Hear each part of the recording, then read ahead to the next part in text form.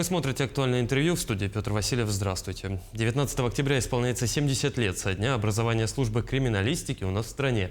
Свой профессиональный праздник отмечают следователи-криминалисты Следственного комитета России.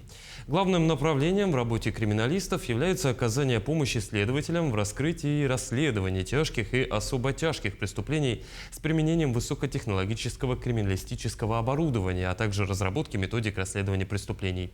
Сегодня мы поговорим об использовании полиграфных устройств. Гости у нас в студии Марианна Сивцева, специалист-полиграфолог Следственного управления Следственного комитета Республики России по Республике Саха-Якутия. Марианна Прокопьевна, здравствуйте. Здравствуйте. Давайте для начала вот о чем все же, что такое полиграф? Что это за устройство такое?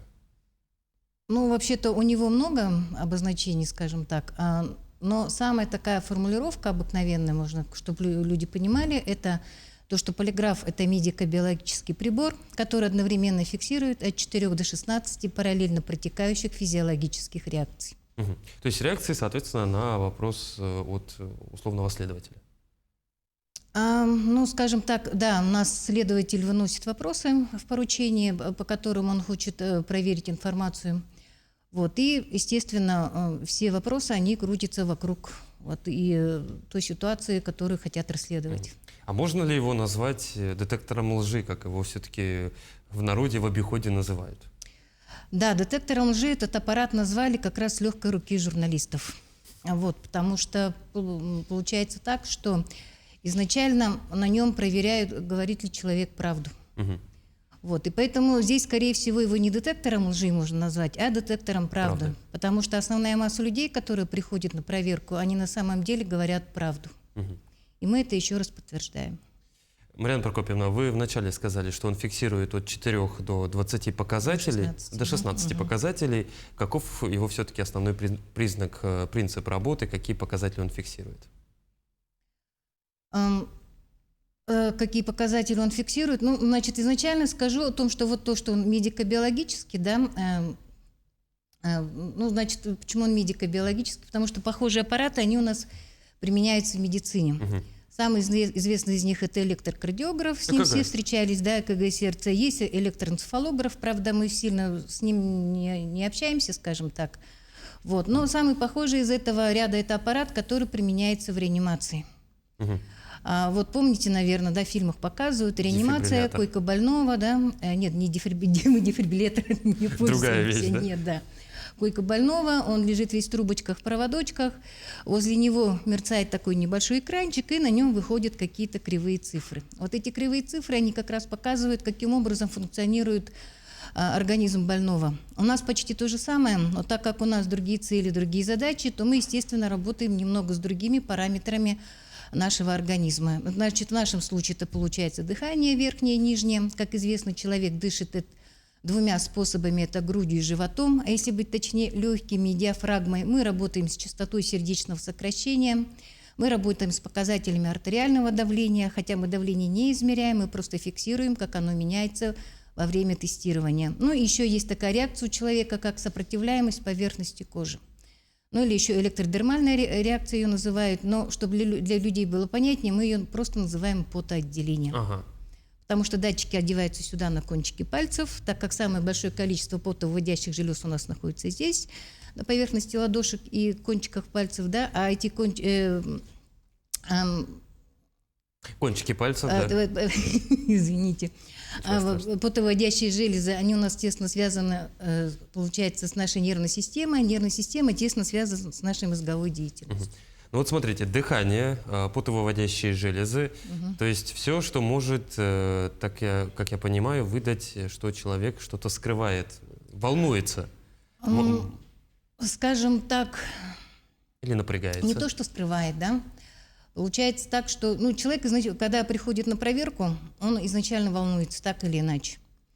Вот, но если, допустим, он, вообще-то вы правы, когда говорите, что он что-то скрывает, ну, скажем так, начнем с того, что правду для нас говорить намного проще. Угу. Потому что ничего не надо придумывать, ничего не надо выдумывать, ничего не надо вспоминать, да, и как бы вот что было, так оно у вас здесь идет такая картинка, ряд, и ничего нигде, как бы, грубо говоря, не спотыкается. А если когда человек начинает что-то выдумывать, врать, да, здесь у нас уже организм начинает напрягаться. Мгм. Ему надо что-то запомнить, у нас начинает работать память, да, нам надо что-то выдумать, здесь у нас, получается, воображение начинает, да, работать. И потом уже, когда мы что-то воспроизводим, это надо все как-то согласовать, и у нас получается как раз и дыхание начинает меняться, частота сердечного сокращения или убыстряется, или наоборот замедляется. Естественно, давление у нас в ту или в другую сторону тоже скачет. Ну и, естественно, когда человек волнуется, у него отпуск.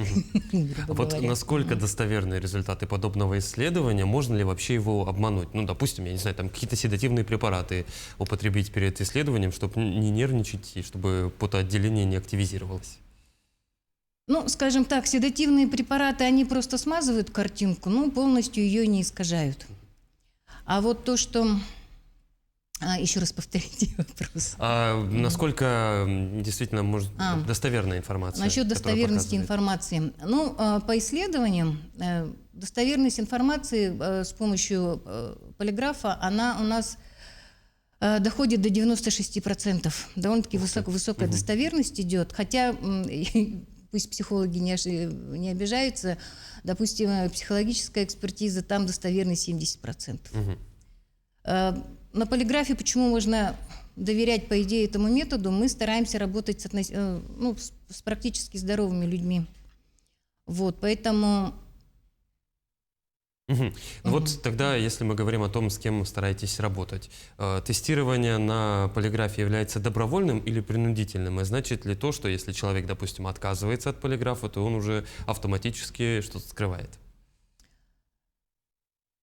Процедура на полиграфе, она, естественно, добровольная. Если человек отказывается, мы с ним не работаем. Причины отказа у него могут быть разные. Естественно, это может быть то, что он, возможно, что-то скрывает, но, возможно, просто не хочет. У него в этот день нет настроения, или же он просто, это его позиция, да. И если человек отказывается от полиграфа, это не говорит о том, что он как бы, уже причастен к исследуемому событию. По закону следователь вообще не должен интерпретировать как-то вот этот его отказ, скажем, но мы все человеки, следователи тоже, судьи тоже, и прокуроры тоже все человеки, и у них все равно там что-то закрадывается, он отказался, значит, что-то здесь не так. Значит, есть что скрывать, вполне возможно. Поэтому, если вы на самом деле не причастны к исследуемым событиям, лучше согласиться. А нет такой вероятности, что просто вот страх перед самим полиграфом всю картину и, так скажем, испортит? Даже если человек ничего не скрывает, он автоматически боится вот этих вот проводов, труб человека, лампы в лицо, если она есть. Лампы, конечно, нету, как у вас здесь. Но это я просто что в фильмах показываю. Просто люди, конечно, приходят, они очень сильно волнуются. Я их сейчас понимаю, потому что я, сидя у вас здесь в студии в первый раз, тоже очень сильно волнуюсь, хотя мне как бы меня никто не пытает. Никто не допрашивает. Да, никто не допрашивает, а люди ко мне приходят не совсем по хорошим делам. Из-за того, их некоторых оскорбляет то, что их заподозрили, скажем так, и на полиграф их сажают, скажем так. Вот. Но во время беседы люди успокаиваются, потому что у нас на беседу уходит примерно около часа, иногда даже больше. И успокаиваются, и уже спокойно дальше все идет. Естественно, все волнуются хуже, если они не волнуются. Там уже закрадываются подозрения.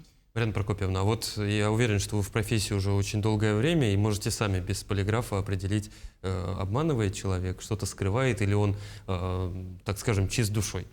Есть ли какие-то явные причины того, что человек действительно говорит неправду? Вот хотя бы какая-то одна. Скажем так, мы начинаем исследовать человека, когда он заходит в кабинет. Каким образом он заходит, как он общается с вами, да, какие вопросы задает. Так называемый сейчас очень модный язык тела, да, вот кинетика так называемая. Это, конечно, мы это все исследуем. Тем более во время беседы задаются определенные вопросы, по которым иногда можно определить, говорит человек правду или же нет. Тогда давайте про какой-нибудь самый интересный случай из вашей практики или случай из практики ваших коллег. Что запомнилось больше всего? На моей памяти больше всего запомнилось то, что это довольно-таки давно произошло. Два рабочих работали на КАМАЗе, делали дорогу. Ну, к сожалению, они выпивали во время рабочего процесса, ну и напились. Мгм. После того, как они распили, уснули. А так как они перекрыли дорогу, там проезжала машина, и человек, который хотел, ну, чтобы они ушли с дороги, подошел к ним, и один из этих водителей взял вот, ну, просто у них, так как было ружье, застрелил вот этого товарища. Ну и потом они между собой договорились, то, что вину на себя берет другой, который не стрелял, который спал. Но потом после полиграфа стало понятно, что один из них говорит неправду, другой говорит правду, что стрелял не тот, который на себя взял изначально вину, а тот, который, скажем так, стрелял на самом деле. Мгм. Потом выяснилось, и потом уже после полиграфа он дал признательные показания, ну, естественно, получил соответствующее наказание. Мгм. Мы сегодня много говорим о профессии, в том числе и вашей, полиграфолога. Какие основные требования к специалисту? Ну, обучаемость, наверное, да, вот, потому что, ну, как у нас считается, любой человек с высшим образованием, вот, желательно, чтобы было психологическое, но оно не обязательно. Если человек обучаем, то, в принципе, он дальше пойдет, потому что среди моих коллег есть и врачи, есть юристы, естественно, есть психологи, есть преподаватели, есть, ну, другие, скажем так, специальности, Мгм. даже инженеры есть. Ну тогда давайте в заключение нашей программы сегодня поздравим всех ваших коллег с 70-летием службы криминалистики в стране. Дорогие коллеги, поздравляю вас со знаменательной датой и желаю вам успехов в нашей довольно-таки сложной службе, терпения, естественно, здоровья и поддержки нашего тыла. Ну и, само собой, здоровья в нашей сейчас довольно-таки сложной ситуации. Еще раз поздравляю вас. Марьяна Прокопьевна, я благодарю вас за интересную беседу. Действительно, ваша профессия одна из самых уникальных в стране. Уверен, что ваше дело поможет все больше и больше скрывать преступления в нашей стране и выводить не совсем честных людей на чистую воду. Спасибо, что пришли к нам в студию, ответили на наши вопросы. Спасибо, что пригласили. Это было актуальное интервью. До встречи.